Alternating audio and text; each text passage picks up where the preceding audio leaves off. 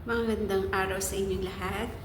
Narito na naman tayo sa ating pang-araw-araw na pagkain espiritual.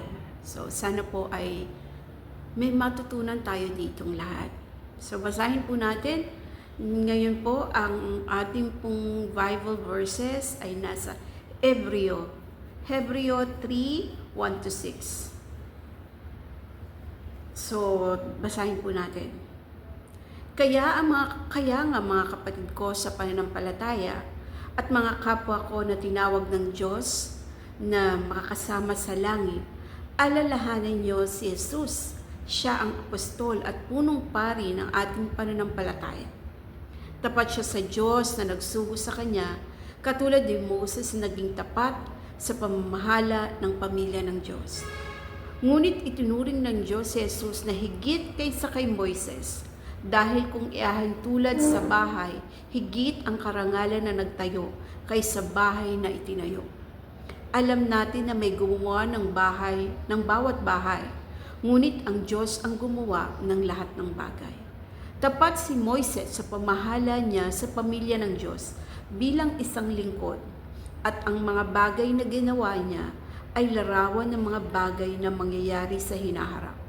Ngunit si Kristo ay tapat bilang anak na namamahala sa pamilya ng Diyos at tayo ang pamilya ng Diyos kung patuloy tayong magiging tapat sa pag-asang ipinagmamalaki natin. So meron pong isang kwento dito na pwede nating ihalin tulad dito po sa mga verses nito. Sabi dito, ang kwento ay isang mag-asawa ang naghahanap ng bahay na matitirhan. Ipinakita ng isang ahente ng bahay ang isang napakagandang bahay sa kanila. Mula sa hagdan, sa kwarto, sa sahig, at iba pang mga silid, tunay na napakaganda ang pagkakagawa nito. Pinuri ng mag-asawa ang ahente sa pagpili ng pinakamagandang bahay para sa kanila. Pero sinabi ng ahenteng ang taong gumawa ng magandang bahay ang nararapat na bigyang papuri at pasasalamat. So, ang sagot ng ahente ay tulad sa tugon ng sumulat ng aklat ng Hebreo, di ba? Higit ang karangalan na nagtayo kaysa bahay na itinayo. Inihahalin tulad ng manunulat ang katapatan ni Jesus at ng kay Moses. Nabigyan ng pagkakataon si Moses na makausap ng harapan ng Diyos. Pero isa lamang siyang lingkod ng Diyos. Tanging ang Diyos lamang ang nararapat bigyang ng papuri at pasasalamat sa lahat ng kanyang ginawa para sa atin. Mga lingkod at tagasunod lamang niya tayo. Tunay na ang Panginoon lamang ang dapat bigyang papuri at pasasalamat sa lahat ng kabutihan niya sa atin. Sa Kanya lamang nararapat ialay ang lahat ng papuri. So, ang tanong sa atin, ano-ano ang mga bagay na ginawa ng Diyos para sa iyo at para na rin sa akin? Paano mo siya mabibigyang papuri at pasasalamat sa mga ginawa niya? So, yun ang mga reflection questions o mga tanong na pwede nating pagbulay-bulayan sa araw na ito.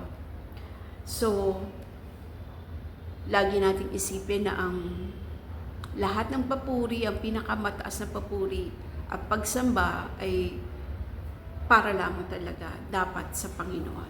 So manalangin tayo mga kabiblia. Jesus, tanging ikaw lamang ang nararapat papurihan at pasalamatan.